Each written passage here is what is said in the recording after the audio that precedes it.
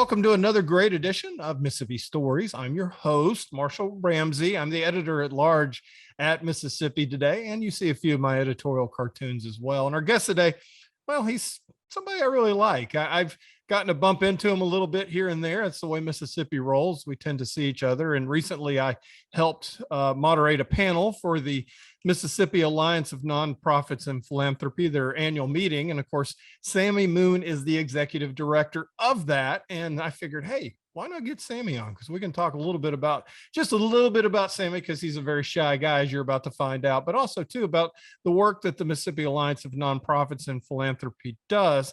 And as you can imagine, of course, with Mississippi being just year after year the most giving state in the nation, there is a huge need for the work that the Alliance is doing. And so, Sammy, I want to thank you for joining me today. And before we came on camera, we just figured out that we literally lived about 100 yards from each other in San Diego for a couple of years and probably walked past each other and had no idea that we would be meeting again here in Mississippi.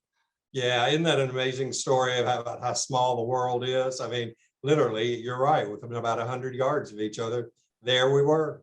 There we were in a city that's bigger than the state of Mississippi. You know, even the fact that we were both in San Diego at the same time. No. We literally probably walked past each other. So I thought that was really cool. So, well, as did I, and I appreciate your kind words in setting up the conversation here. We appreciate very much the role you played with us in our annual meeting a couple of weeks ago as well. And so I welcome the opportunity to get to talk with you today and talk about a few Mississippi stories. Yeah, no, exactly. And I think the setup that I used on the panel, and I think it's a great setup for what the Alliance does, is that here in Mississippi, we're all kind of in the same boat going down the rapids together.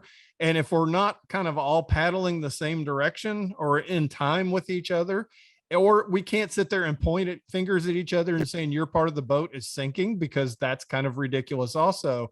And I kind of view your role as sitting in the back. And now I'm going from a raft to maybe what you see the Harvard guys doing when they're doing crew. But you're in the back with the megaphone, kind of keeping everybody stroking at the same time and in the same direction and so forth, because there's so much need and there's so much kindness and giving out there. But we don't need to sit there and just kind of reinvent the wheel on a daily basis. Yeah, Marshall, you're absolutely right about that. And, that is one of the major roles of the Alliance, is to try to, you use the rowing analogy. I'll use the herding cats analogy. A lot of our work is about trying to herd the cats and get some kind of alignment among all of the good folks that are doing great work in the state, particularly in the area of philanthropy and nonprofits, because I would venture to say that everybody in the state has at one time or other used the services of a nonprofit. And so, we all have a vested interest in trying to see that those services are delivered in the best way they can be, and that philanthropy actually plays a role in supporting and funding and helping that excellence occur. How long has the Mississippi Alliance of Nonprofits and Philanthropy been around? It's been around, the Alliance has been around for 3 years, but it's kind of an interesting history, actually. And it's interesting to me in a couple of ways. One is we are at this point the only statewide entity in the country that we can find anyway that has combined strategically the philanthropic sector with the nonprofit sector. Even though they are incredibly closely related to each other, most other places in the country still have them siloed and still are working, with a group of nonprofits and working separately with a group of philanthropists. And we said, that's kind of silly.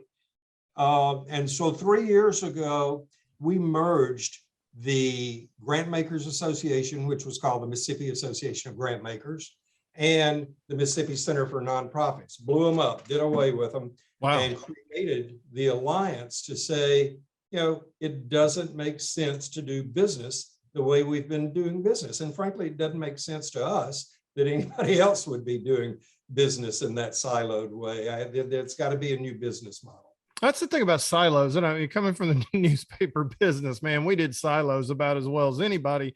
And I know Yeah. at the end of the day, it probably contributed to the rapid demise of the business.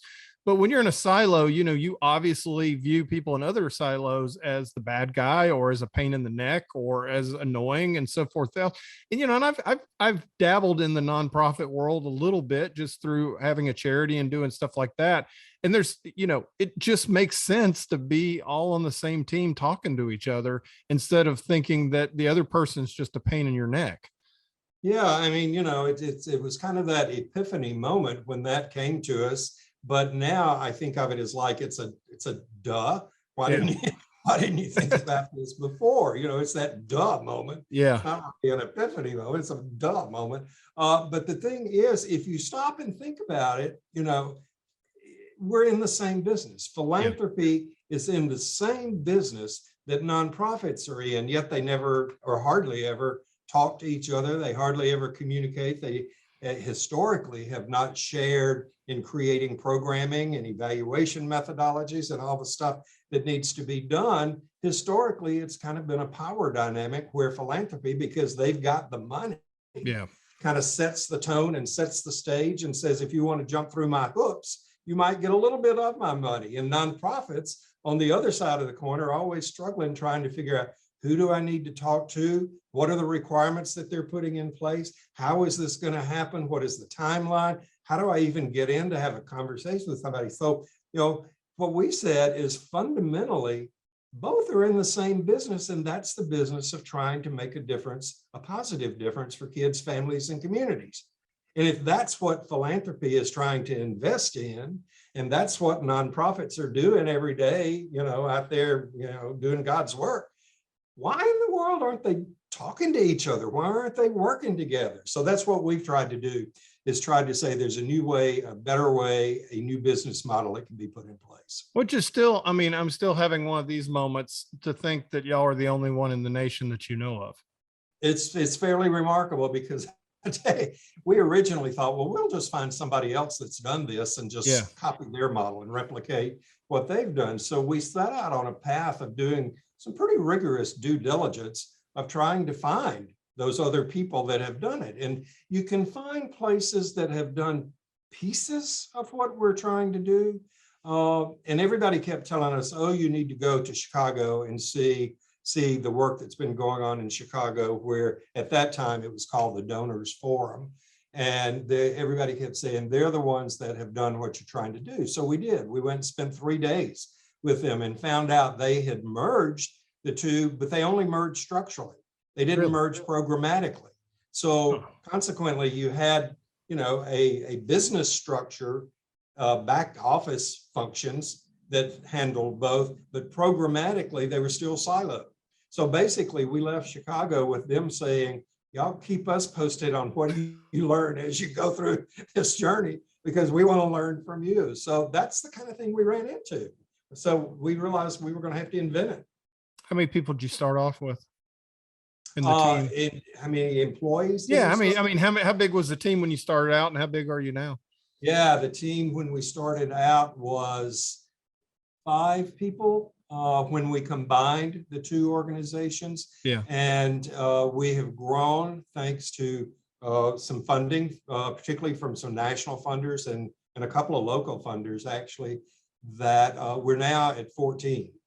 Wow. Okay. Yeah, so we've grown in 3 years, but we can talk a little bit about why that growth has occurred, because it wasn't just willy-nilly growth. There was a strategy behind the growth and what we're doing that we weren't doing then. So that's a good thing to talk about right now, is that strategy. I mean, obviously, when you set out with the 5 people, what was your strategic 5-year goal, and have you met it, and where are you now?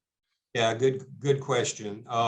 We had put together what I think was a very thoughtful merger plan, and it was called Pathways to Transformation. Yeah. And it was a very detailed timeline, process, responsibility chart, evaluate how we're going to know if we've done it or not, to get us through the merger process. Because as you can imagine, just like when a business merges, there's everything from the finances to the governance, to the leadership, to the staffing, to the programming that has to be worked out. So that was what got us through the merger. Then to your question, what we quickly realized is that we've got to pay some attention to the programming. Mm-hmm. So we really had to look at increasing the quality of what was being offered through the new organization. We had to increase the scope and scale of the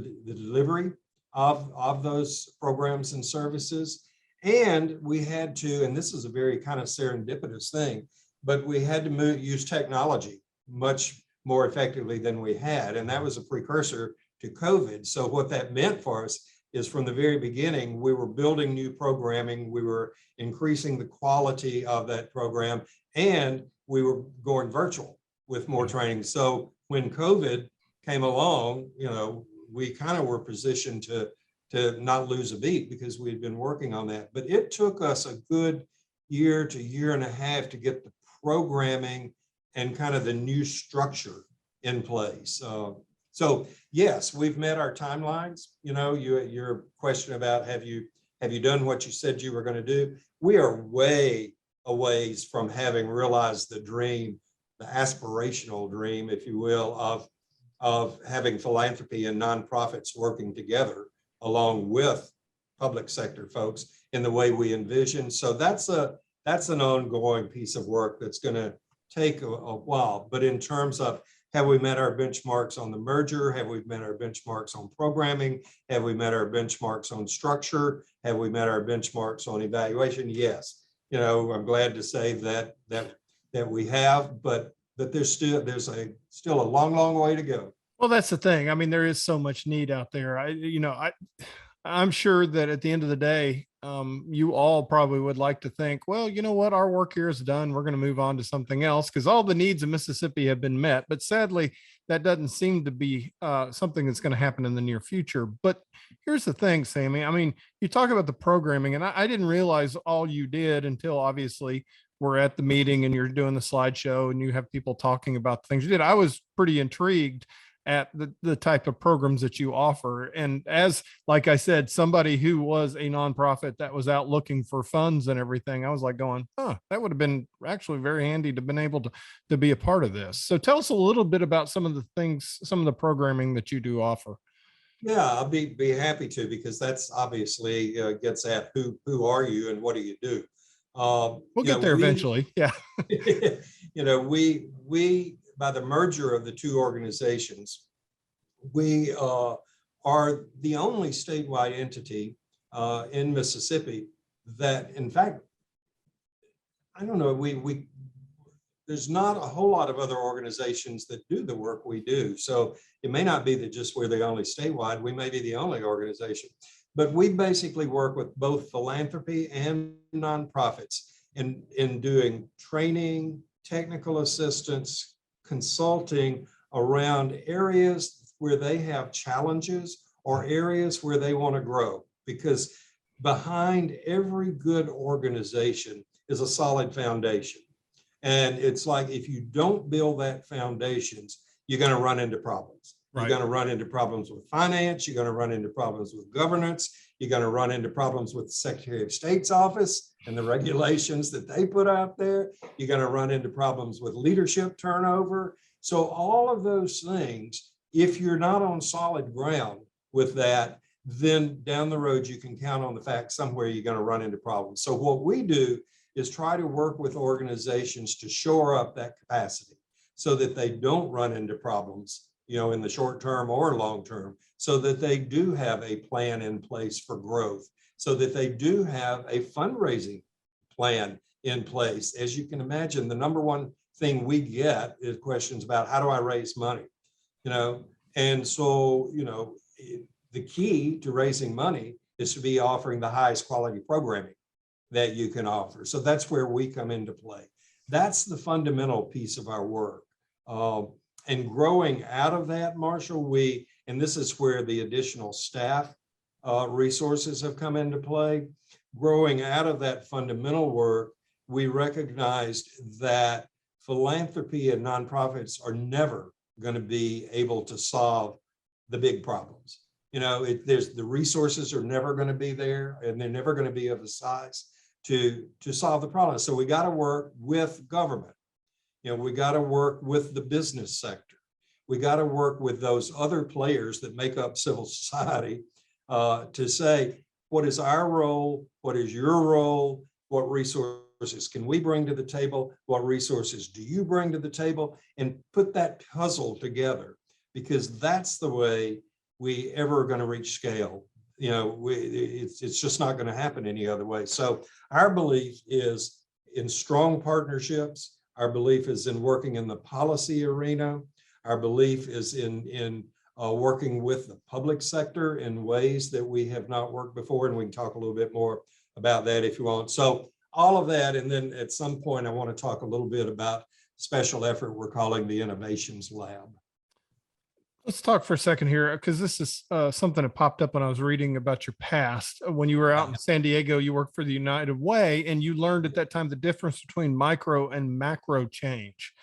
And, when we're looking at Mississippi, what are we looking at?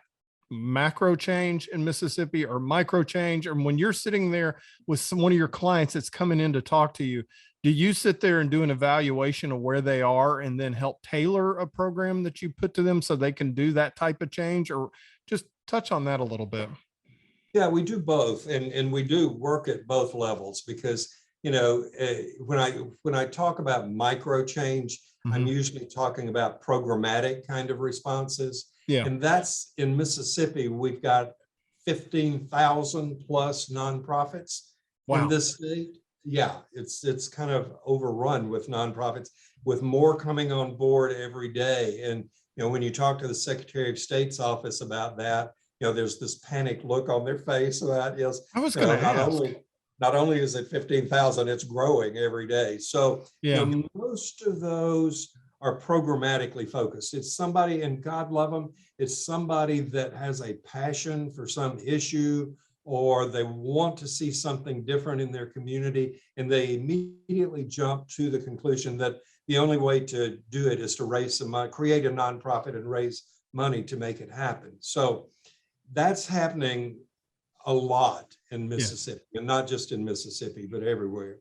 Now, what that results in is there's some $20+ billion in assets in nonprofits in Mississippi, and another 1.5 billion in philanthropic assets. So, when you start looking at the assets of what that becomes pretty powerful, but it's also very fragmented. So again, herding cats. Part of our role is to say, to understand, are you working at the program level, which we would call the micro level? Yeah. Where are you in the journey of creating that nonprofit? Are you at the very beginning, in the middle? Are you a seasoned nonprofit? What are the challenges that you're facing? We'll do some assessing to find out what those challenges are. And then we begin to match up, how can we help you overcome those challenges and become a more sustainable organization? Because a lot of those nonprofits, those small ones in particular, can't survive and won't survive. So yeah, I would think with 15,000 nonprofits or whatever, you're looking at that. Number one, there's going to be a lot of duplication of services going on. And then also too, I don't even know how the Secretary of State can enforce that. There's a lot. I mean, their staff, knowing some of their staff, they're good folks, but they've got to be busy on that as well. When somebody comes in, a nonprofit comes in to work with you, or just a client, how is that funded? Is that something they pay you a small fee, or how does that work for them to be able to get your services? Yeah, it depends. We are a membership organization. So, we've got about 270 members now, and that includes philanthropy and nonprofits. So, 270 out of 15,000, we've got a lot of room to grow. Right. So hopefully more nonprofits will hear about us, more philanthropy folks will want to join the fold, and we, will increase our membership. So there's a set of benefits that come with being a member. So there's some, if you become a member of the Alliance, there are some webinars, there's some training, there's some things that come with that come with membership. But there are also, if we're doing a customized training, for example, if we're doing special kind of work that goes beyond the regular we do have a fee structure in place. It's very, I think, very affordable, and it's all spelled out on our website if anybody's interested in looking at that or interested in becoming a member. That's all on the website as well. But we have tried to keep the fees very reasonable because nonprofits in Mississippi just don't have a lot of money to spend. So, I think it would be appealing to someone. So yeah, there is that. And then we get grants from Philanthropy to supplement our operations. And then we get membership dues when folks become a member. But our services aren't restricted to members. We're open to others as well. When you're working with the Philanthropy, yes, what are some of the things that you offer for them? Because like I said, I've never had the pleasure of having a big giant Scrooge McDuck swimming pool full of gold coins that I've been able to hand out. However, knowing of a couple people that do that sort of thing, I know there is so much need, and sometimes it's hard to be able to vet and figure out who's truly in need. Is that kind of what you do to kind of help them a little bit, is being able to figure out the best ways to get their funds to the right people? Oh, Marshall, you're so smart. Yeah, that's exactly. Yeah, keep it up and we'll talk for 2 hours. That's exactly what we try to do with Philanthropy. And again, it's based on that idea of, you Philanthropy are in the same business that these nonprofits are in, of trying to create change for kids, families, and communities. Therefore, if we can help you in some ways figure out how to do your due diligence, because all Philanthropy is going to go through a process of trying to determine how to best use their money, right? They don't just take it out of that Scrooge McDuck pool and willy-nilly give it away. They try to figure out how to make the best use of that money. So we work with them on that due diligence process. How can you do that better? What are ways that you can work with the organizations that you're interested in, so that you are, together deciding how to best use that money and how to best create the results that both of you are wanting to achieve. So in a way, we're capacity builders, we're matchmakers, we're facilitators, we're mediators, we're brokers of relationships, all of that on both sides of the coin. So yeah, we work with Philanthropy, and we're getting, and I mentioned a while ago, the Innovations Lab. That is really a tool that we have developed that we're hoping, now that it is launched, and you were at the meeting where it was launched, we're hoping to go national with that, because again, I think it's a tool that can be a change agent in the field of philanthropy, because what it does is it helps Philanthropy do that due diligence in a way that basically serves up to them a set of what we would call certified nonprofits, that we can say to Philanthropy, the folks with the money, if you're interested in doing work in the areas that these people are working in, they have been through the training that hits on all the areas that you're going to be interested in. Then we can actually become a broker of a conversation between that philanthropist and that nonprofit, not guaranteeing that there's going to be funding at the end of that rainbow, but at least saying, you got enough things in common, y'all ought to be talking to each other. So that is and that's done through use of technology and in-person consultation. So that's taking that relationship and using that new business model to a degree that I don't know of anybody else in the country that's doing that.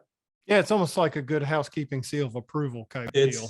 Yeah, it could be thought of in that way. Exactly. Yeah, which is great. And that was one of the things that struck me the other day when we're in that room. We were at the two museums, which has got a really nice meeting room, and we're all there. And there were people that I had recognized from being here for 25 years that do things, and they were all sitting there meeting with each other and having conversations and so forth. And that, of course, is how we do things in Mississippi. We like to get to know people, and that's how things go. And you just help facilitate that and make it a lot quicker.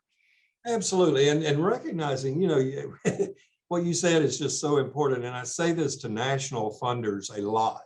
I say we probably, or we may stand a better chance of being successful at what we're trying to do here in Mississippi because we already know each other and we're probably kin to each other. I mean, if you push hard enough, you'll be living 100 yards from each other. I mean, it's like, yeah, exactly. Who's your mama? And then you're good. Who's your mama? And what church you go to, and that's how we were. Yeah. What's your home church? It's so we building off that. What I'm talking about doing is indeed it's relationship based, and it's based on trust, and it's based on having the right credentials and going through and getting the right capacity built. But then it's based on relationships of how do we hook you up and build a relationship so y'all can know each other and talk to each other. It's not rocket science. I know that obviously the Kellogg Foundation spends a lot of time here. They put a lot of emphasis on Mississippi and New Orleans. But I mean, you think about that when it comes per capita, is Mississippi one of the most looked at? And when it comes to philanthropies, is it one of the states that gets the most funding and so forth? Because I mean, like I said, I could see that what you're doing is incredibly important, because I think without that kind of structure, there could just be a lot of money thrown and not to be able to be like I said, you never know where that money might end up, kind of thing. Yeah, and you want it to be used as effectively as it can be used. And we're doing a good bit of work now too with corporate entities to say, because as you know, corporations are asked all the time to contribute to nonprofits in their communities, and so we're saying to corporate folks now, instead of us asking you for a grant to help support the alliance, let us ask you for sponsorships to sponsor nonprofits in your community to go through this training, to get what they need to be successful. And we're beginning to see some good outcomes from that approach with corporate folks. But yeah, it's you want to use the money as effectively as you can. And what I'm about to say isn't good or bad, or I'm not putting judgment on it. This is just an observation from like I said, the last 25 years of being in the Jackson area, that literally, a lot of what you're doing was done automatically by the families that own the companies that were giving the money, because they lived in the community and they understood it. And now with many of those companies selling out to corporate entities that may not be headquartered here, they may not have a huge staff. Definitely their philanthropy arm probably is not located here. And I saw that at the Clarion Ledger when Gannett, so it, literally the Irbies and the Hoods and the families that donated so much money throughout the years, they sold out and whatever. I'm not just using those two examples. So that means what you're doing gets more important by the day, because you help make those connections.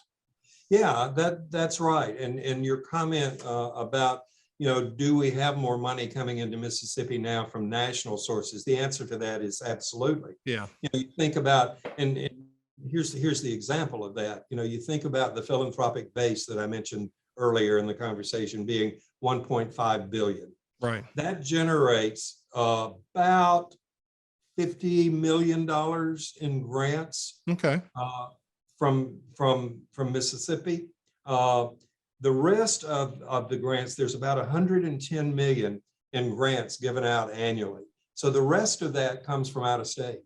Mm-hmm. So, if you're talking about how does that philanthropic breakdown of grants look, it's about 50, about 40 plus 48, 49% Mississippi based, and the rest from out of state. So it's critical that we have the Kellogg's of the world, that we have the Ford Foundations investing, that we have the Mott Foundation, that we have those national foundations. And we're blessed to have them. Yeah. We are blessed to have them. And I tell you, the other thing that we do with those folks is to say, it goes back to exactly what we were talking a while ago about Mississippi being so relationship based. We say to national funders that if you want to come into Mississippi, let us help you come in successfully, because you got to know Mississippi, you got to know the culture, you got to know the people, you got to know the importance of relationship, you got to know who moves mountains, who does what, and we are positioned to help those national funders do that. So, yes, we need more national money, and yes, we need them to come in the right way and not come in with an arrogance that sometimes has occurred with people coming in from other places to particularly based on that power dynamic I was talking about earlier.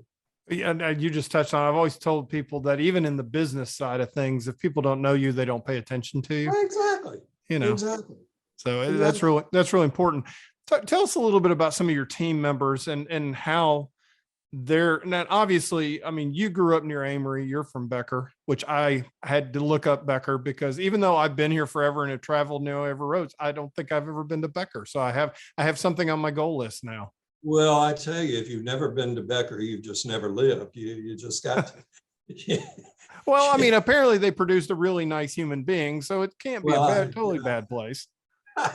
I don't know. My dad ran the little country grocery store in Becker, which I think is the reason that it was kind of, when you have a country grocery store, it's not just where you buy groceries, it's where you go to visit. Oh, where yeah. You go to socialize. Oh, everybody knew your business. Oh, yeah. There, in the winter times where people sat around the heater and talked and visited and stuff. So kind of grew up in that arena of just people coming together and doing things in a small community. So, I'm proud of my Becker heritage, and you do need to go visit Becker. And it's not a whole lot to see there, but a little bit. So yeah, that's where I come from, and that's the background. We moved to Amory, which is the city of 8,000 that Becker is the suburb of. A lot of famous people came from Amory now. Well, I'm telling you, there are some that came there from there, and then of course I went off after that, and then moved to Jackson, and then the rest of it is history. But, well, I mean, you obviously you left, but you came back to Mississippi. Why'd you decide to? I was gone for 25 years, Marshall. I was with United Way here, and basically, it was that background that really taught me about philanthropy and taught me about what it takes to use money wisely and how you are accountable for the money that So that my United Way background was incredibly valuable to me, and I left here and went to San Diego with the United Way in San Diego, and had the privilege there of being one of the co-creators of what became the countywide children's initiative, San Diego County Children's Initiative. And so that was really then my first foray into how do you leverage the resources that you may have some influence over to create and build with others. How do you put together partnerships and use the resources that can come from that in a way that can make a difference? And that children's initiative is still going actually in San Diego. And then from there, I went to Boston, and then Atlanta, and then Baltimore with the Annie Casey Foundation. And so to your point, when it came time for me to retire from the Casey Foundation, I thought, well, I'll move back home. What do? You go back home, that's where my roots are. So I came back here ostensibly to retire and maybe do a little bit of consulting, but that doesn't seem to have worked out very well. So they now have you actually coming into an office several days a week. I'm still trying to figure out what that retirement thing might look like, but that's okay. That means that there's still, great things that can be done. And that's the other thing about Mississippi, though, that we celebrate is, it's like there are opportunities everywhere. Yeah. If you want to do something creative and innovative and that you think can make a difference, there's no better place to try it than here. I mean, let's try it and see. So that's just like y'all have done. I mean, seriously, just like the Alliance has done.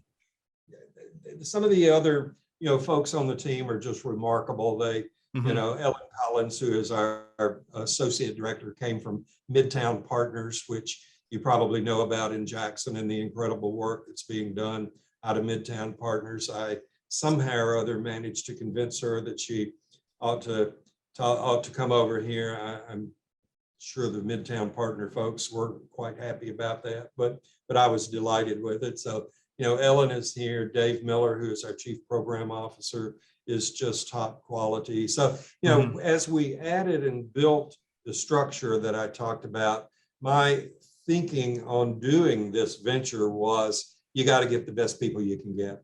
Yeah. You know, you got to, this is not something that, you know, if we're going to try to build this and there's nobody else that we can copy and steal their stuff, then you got to get the best you can get. And so, you know, we've been remarkably fortunate to see that happen. I really enjoyed like I said, the panel. And what was interesting about the panel is you literally had people from every direction. You had them from government, from business, from the philanthropy world to the nonprofit world, all four sitting there giving the perspectives. And I thought that Scott did a particularly good job from MEC, from the business side of things. And I thought that was fascinating that business now realizes how important it is to be able to be part of this conversation and be sitting at that table also. You know, Scott is just a remarkable partner, and he gets it so clearly that, you know, the success of business in the future depends on having a literate, educated, well-functioning workforce. Mm-hmm. And if you don't back up to, you know, the time that kids are very, very young, and you know, we know that brain development is most important during the first few years of life. Yeah. You know, God understands the connection there. So therefore, you know, there's if you look at where philanthropic dollars are going, mm-hmm. most in Mississippi are going toward education. Yeah. And so, you know, he understands that if you can channel those resources along with public sector resources, along with business commitment, he gets that intersection. And I love to hear him talk like he was talking at that meeting about that intersection among all those, because it takes us all. Yeah. None of us can do it by ourselves. You and I were together at the GIVE Awards, which is the Governor's Initiative for Volunteer Excellence Awards put on by Volunteer Mississippi. And I love it. I've emceed it 8 times, and every year I get inspired by some of the stories you hear from the people that literally see a need and they jump in there. And part of it is just personal people, individuals donating their times. There's other people that creates all new nonprofits like we've been talking about. What is it about Mississippi, do you think, that makes us so just, I mean, that's like our superpower, is being able to help out when things get into a crunch? Well, I think it goes back to, you know, that's what our mamas told us to do.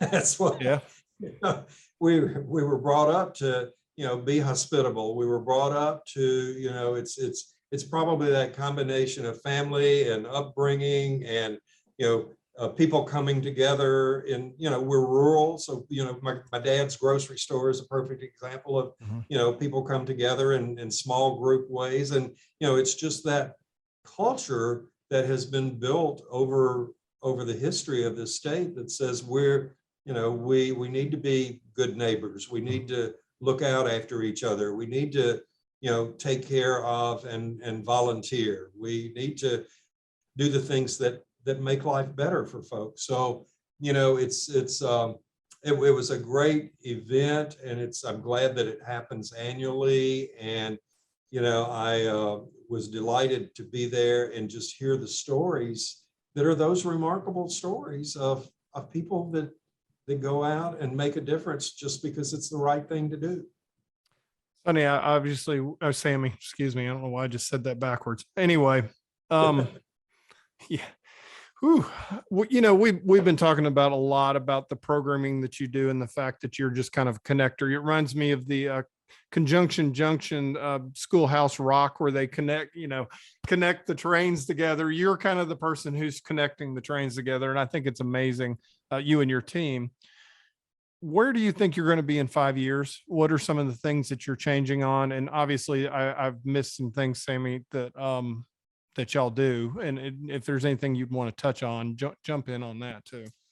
Oh yeah. And that's a great question. You know, as I said, you know, the first 3 years we've kind of spent getting the programming, getting the structure, getting the team in place. And I think, you know, I told the team the other day, I said, you know, I don't think of us, you know, in the next 2 to 3 years anyway, is being in an expansion mode. unless something just phenomenal comes along that you can't say no to. But I don't think of us as being in an expansion mode. I think of us as being in the next 2 to 3 years anyway, is let's make what we've got the best that it can be. Yeah. Let's learn the lessons that are to be learned from trying to create this new business model that we're putting in place around philanthropy and nonprofits coming together and working differently together and with the public sector. And let's really spend our time, building up a set of best practices that will then allow us to go to the next level in the 3 to 5 year mark. Yeah. I think part of what it looks like 3 to 5 years now depends on the success we have in the next 2 to 3 years and in being able to do what we're doing. But I do see us still continuing to do that core work with philanthropy to help them make better decisions and investments, working with nonprofits to help them to be stronger and more self-sustaining and more performance-oriented than they've been, and working on these partnerships. So, I think here's one projection that I will give for the next 3 to 5 years is I think there's opportunity, and we're working on this right now, to do work with the public sector in ways that hasn't been done before, Marshall. And what I'm talking about there is every one of the major state agencies subcontract with nonprofits. Yeah. Okay. So the health department puts out millions of dollars that flow through the health department to nonprofits that they contract with to get vital services delivered in local communities, particularly rural communities. Education, same thing. Childcare, same thing. DHS, same thing. Rehab services, same thing. I've been having some conversations with the leaders of some of those state organizations to say, what has been your capacity over the years to really invest in ensuring you're getting the best services you can get? And the answer comes, well, we don't have much to invest in that. Oh, wow. We get the money out, but there's not a major way that we have been able to do capacity building. So my question is, maybe we could be part of the answer to that for you. So I think we will find that there's a win-win between what we do and what the public sector agencies want to accomplish with those subgranted dollars. Now, that's all still to be worked out and still to be done, but I think there's great potential there that would be a win-win-win. I mean, a win for us, a win from them, and a win for the nonprofit agencies. The pandemic, I tell people that the pandemic was kind of like Toto and the Wizard of Oz ripping the curtain back on the wizard. It revealed all of our weaknesses and everything else. It also changed the playing field and the subsequent issues that it's caused, everything from supply chain to inflation and everything else we're dealing with. It just means that we as nonprofits, we as philanthropies, we as the Mississippi Alliance of Nonprofits and Philanthropy, or we as Mississippi Today, or whatever you're doing, you just have to learn to be incredibly nimble and change, being able to see change on the horizon or as it's coming at you and being able to respond and not react. How are ways that you're doing that at the Alliance and being able to see? Because I mean, like I said, it's a lot harder now to figure out what's going to happen in 6 months than it was 5 years ago. Yeah. It is, and nobody's going to bat 1,000 on trying to figure that out. So, right. But we do several things. One is we try to keep up very consciously with what's happening in the field nationally.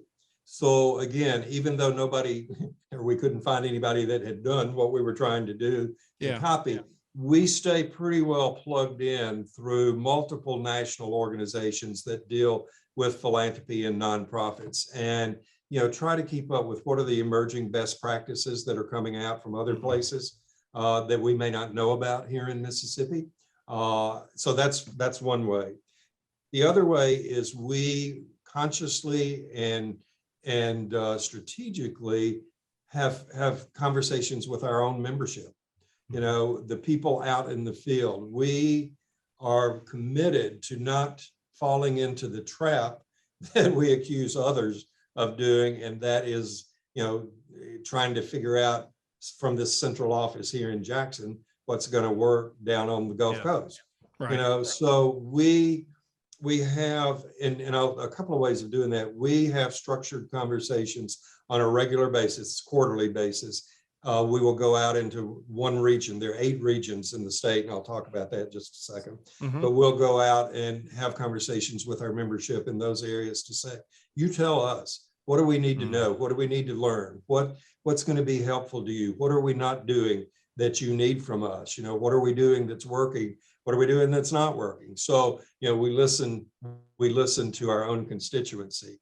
We are, in one way that we do that, another way besides our own strategic concept, is we are a partner with Volunteer Mississippi, the Volunteer Commission, Gail's Award, on the creation of 8 volunteer nonprofit hubs across Mississippi. So there is a system, and Mississippi is very fortunate to have this. There are not many states that have 8 regional, every one of those has a staff person.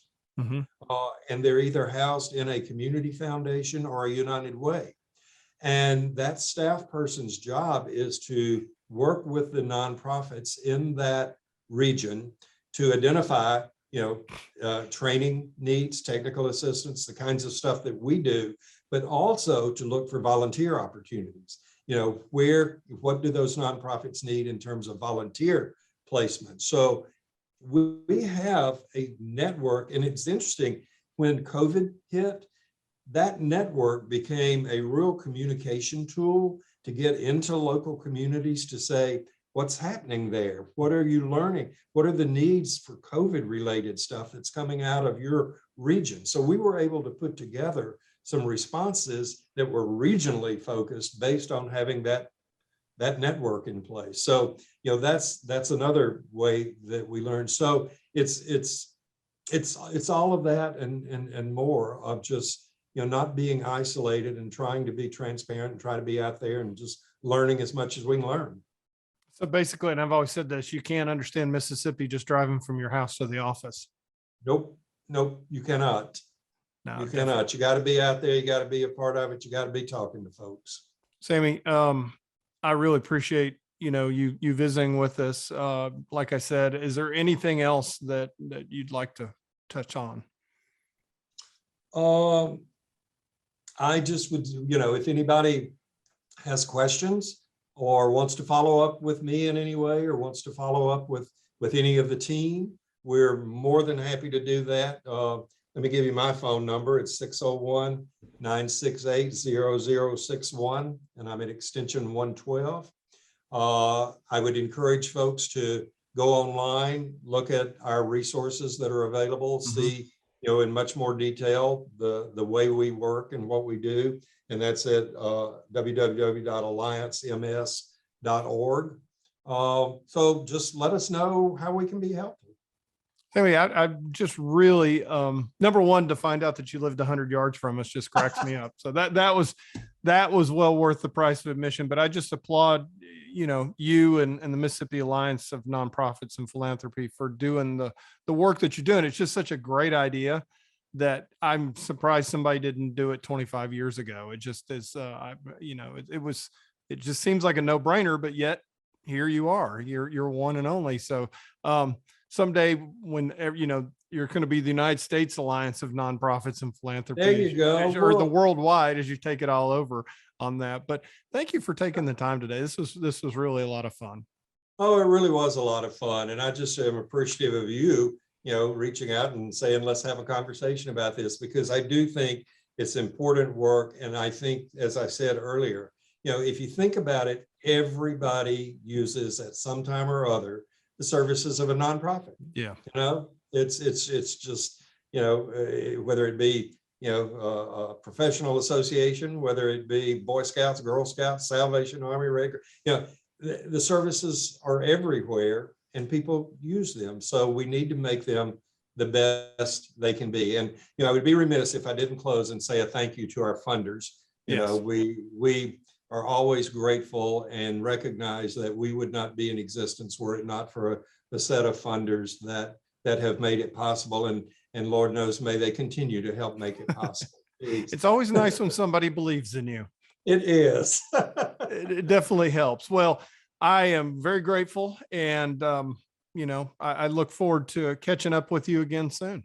All right. Sounds great, Marshall. Thank you so much. Hey, thank you, Sammy. Sammy Moon, Executive Director of the Mississippi Alliance of Nonprofits and Philanthropy. And if you'd like to see any more great episodes of Mississippi Stories, you can go to MississippiToday.org and find us there as well. Thank you.